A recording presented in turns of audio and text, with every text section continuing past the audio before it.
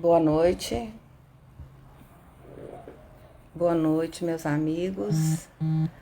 Estamos iniciando um pouquinho aqui tarde, porque eu tive um probleminha aqui de conexão, mas estamos iniciando mais um Evangelho da Casa de Francisco.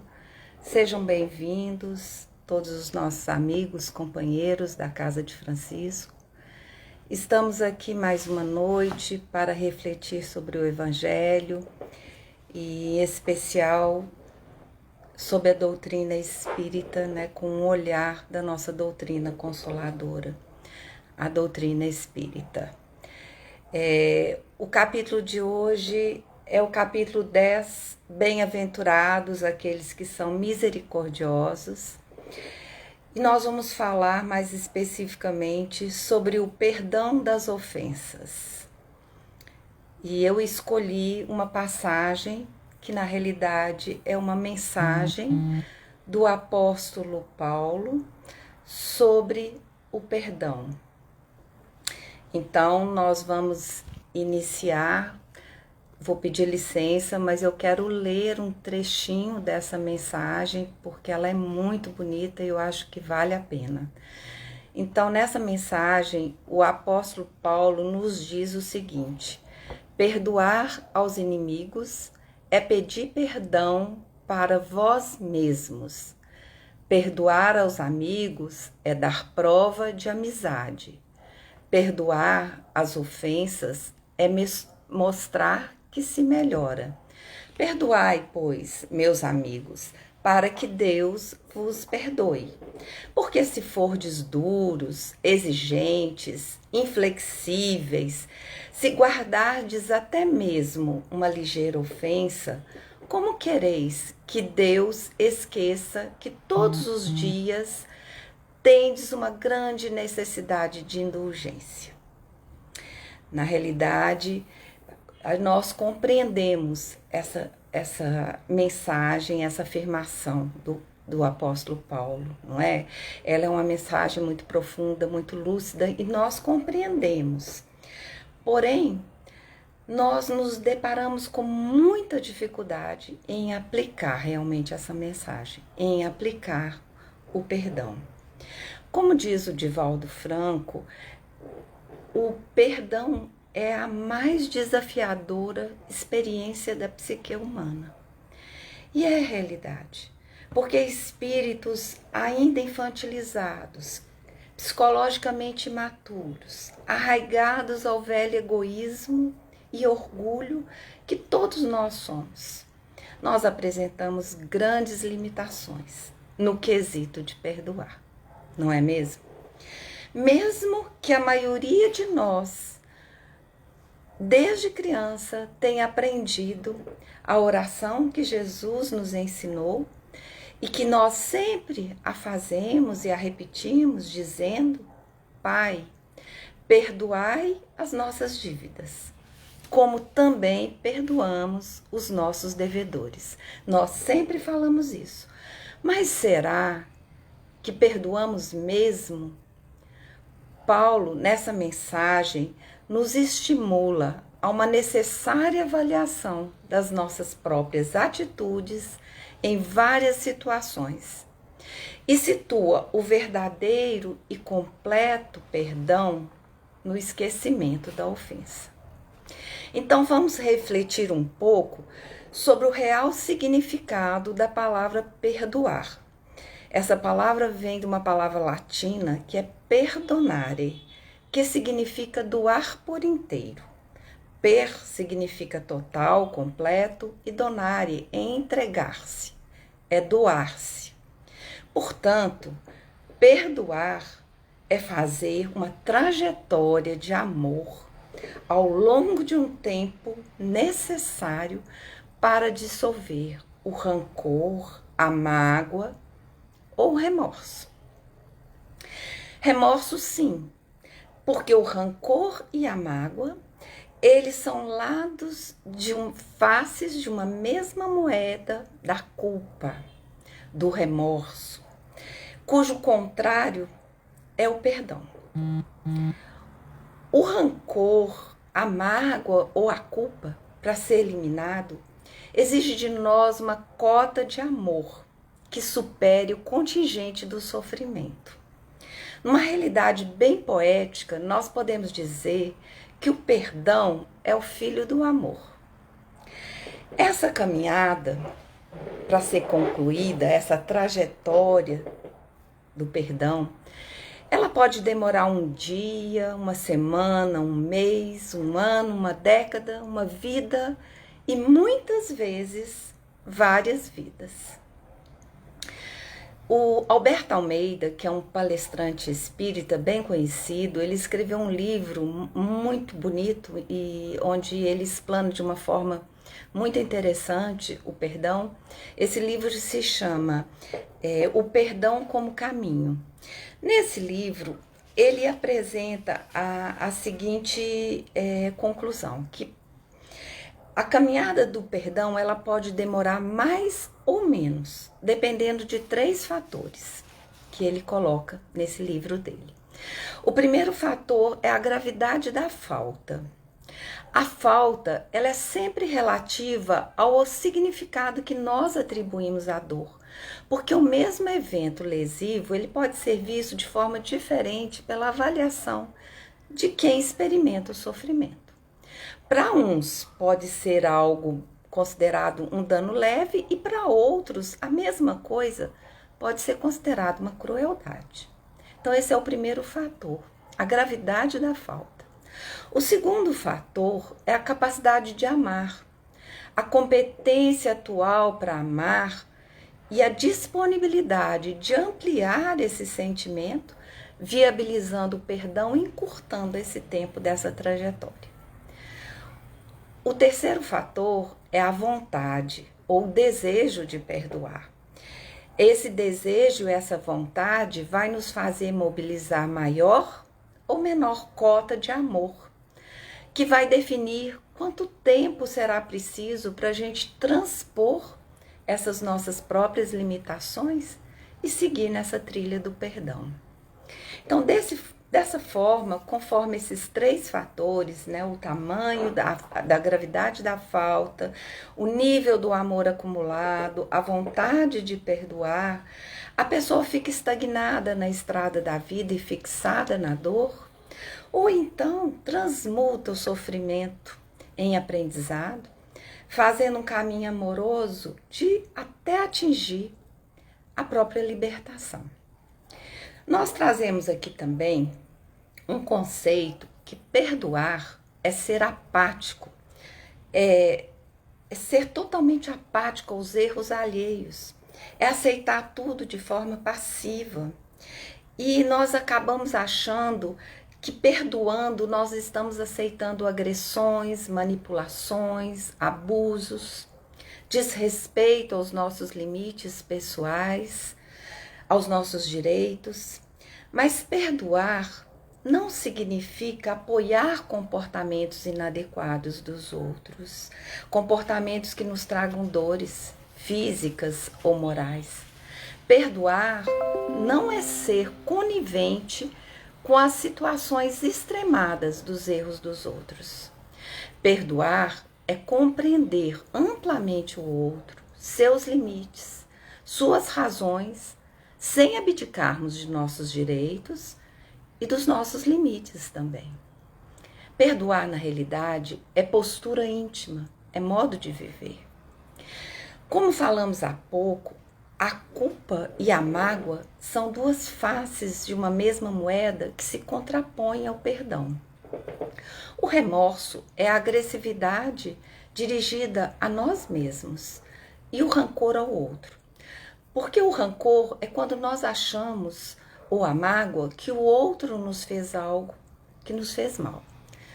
E a culpa e o remorso, com certeza nós temos também e vivemos isso, porque em algum momento nós fizemos mal a alguém, nessa vida ou em outra, com certeza. Então nós vivemos essas 2 situações. Então, na realidade, o primeiro movimento em relação ao perdão é para que façamos a nossa parte, aquela que diz respeito a nós mesmos. independente do outro que nós conflitamos.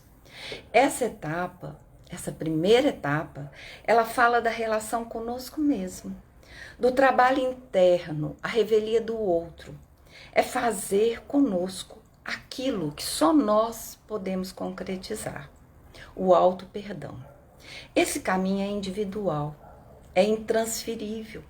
Ele é percorrido a despeito do nosso adversário, tomar ciência ou não do que estamos fazendo, concordar ou não, estar perto ou não. Tudo depende de nós. É trabalho de autorreconciliação, é trabalho de auto-amor, exigindo às vezes muito tempo para a construção desse auto-perdão que nos leva e nos gera paz interior. Portanto, é tratar o remorso ou o rancor que pesadamente carregamos. O segundo movimento é o perdão ao outro. Aqui entra em cena aquele outro pelo qual nós nos sentimos lesados, pelo qual temos mágoa ou rancor. Com certeza todos nós temos alguma situação em que nós temos esse sentimento. Isso pode ser por alguém da família, algum trabalho, alguém do trabalho, um vizinho, ou até mesmo pode ser algo, o nosso corpo, a nossa profissão, o nosso país. Aqui nós temos uma mágoa presente nas relações, com uma energia destruidora, trazendo tons variados de raiva, de ressentimento, de cólera. E aqui nós precisamos de uma interação com o outro, com aquele que ocupa a posição de adversário. É a ação de ir ao encontro do outro, precisando da sua participação e da sua cumplicidade para efetivar o perdão total. Nessa etapa, nós dependemos do outro, já que ele é chamado para participar da construção desse perdão, estendendo a mão.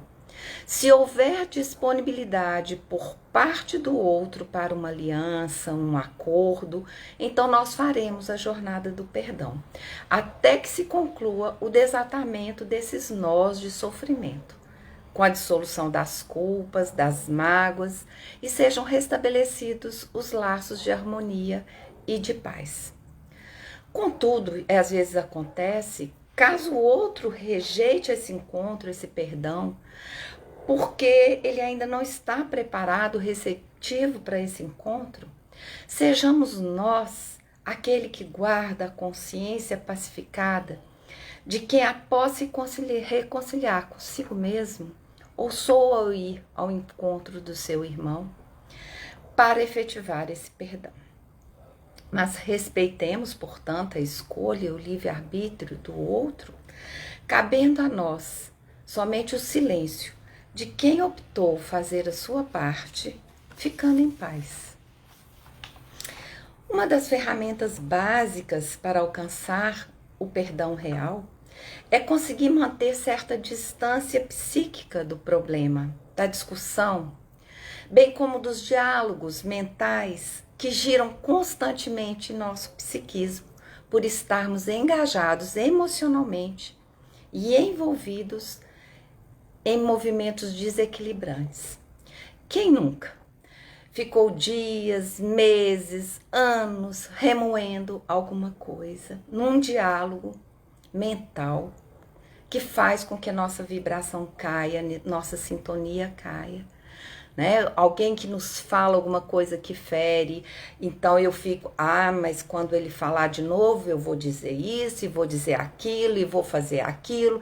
A pessoa às vezes faz até inconsciente, e fez e acabou, e vai embora, e você fica com aquilo, remoendo, remoendo e remoendo, travando diálogos mentais que fazem baixar sua sintonia, sua frequência, e com isso propiciando que venham acompanhamentos infelizes, e daí nós temos o que nós chamamos as obsessões. Inclusive, o nosso amigo Newton Souza, 2 semanas atrás, fez uma live, aquela live que nós temos no domingo de manhã, muito boa e muito interessante, sobre os nossos acompanhamentos. os nossos obsessores, que todos nós temos, né? Então ele dizia: você quer saber quem são seus obsessores? Não precisa ir para uma mediúnica, basta se autoconhecer. Saber onde estão seus pontos fracos, saber onde estão seus padrões repetitivos, aonde que você lida de uma forma não muito harmoniosa com as coisas. Então, dessa forma, a gente traz para junto da gente companhias que nem sempre são muito boas. E especialmente num momento como esse que nós estamos vivendo, no momento em que o chão nos foi tirado, em que nós estamos vivendo algo muito novo, que nós não estávamos preparados para isso, convivendo com perdas, com inseguranças, com medos, onde os transtornos estão aflorando, mesmo para aquelas pessoas que têm uma vida bastante equilibrada, não estão fora dessa faixa vibratória de medo, de insegurança, e que com isso a gente vai trazendo uma situação cada vez mais complicada mentalmente e espiritualmente. E até aproveitando para dizer que a Casa de Francisco nesse período continua fazendo várias atividades de forma remota, porque nós não podemos estar presencialmente, mas nós estamos com o trabalho de acolhimento fraterno aos sábados às 15 horas, onde está sendo feito o atendimento a no máximo a 12 pessoas que são inscritas na página da Casa de Francisco. Caso você tenha necessidade ou conheça alguém que precise dessa orientação e dessa ajuda, pode ficar atento à página de Francisco para fazer a sua inscrição, ok? Então, somente a gente desligando mentalmente e emocionalmente do fato da agressão, do desrespeito sofrido e dessa mágoa, é que o pensamento sintoniza com faixas superiores e nós temos o processo denominado renovação da atmosfera mental ou mudança de sintonia. E aí as coisas começam a melhorar. É necessário, portanto, esse desligamento, e a prece também é uma forma eficaz de conseguir isso e estabelecer sentimentos de paz e de serenidade. Desligar-se não é tornar-se frio, insensível, e sim deixar de alimentar as emoções alheias. Eu brinco muito e falo muito que eu não pego para mim o que é do outro. Isso devia ser para todo mundo. Não vamos pegar para nós o que não é nosso, porque nós já temos muita coisa para trabalhar, para carregar, são muitos fardos. Então não vamos pegar o que é do outro, aquelas emoções que realmente são desequilibradas, aquelas emoções são do outro. Então não vamos pegar para nós. É uma forma também de trabalhar e não entrar nessa sintonia. A ausência da mágoa e o esquecimento da ofensa é que estabelecem a diferença entre o perdão dos lábios e o perdão do coração, do qual nos falava Paulo de Tarso. Não podemos esquecer que o verdadeiro perdão se reconhece pelos atos e não pelas palavras. Porque a boca pode dizer uma coisa e o nosso coração, a nossa sintonia mental, pode dizer outra totalmente contrária. E lembrando aqui do meu querido amigo Newton, do seu Evangelho na Atitude, que ele faz todos os dias de uma forma primorosa, vamos nos propor, nessa semana que está iniciando, a nos perdoar. E a perdoar aqueles que nós acreditamos que nos fizeram mal de alguma forma, colocando em prática o ensinamento do nosso querido Mestre Jesus. Paz e bem a todos. Boa noite. Fiquem em paz.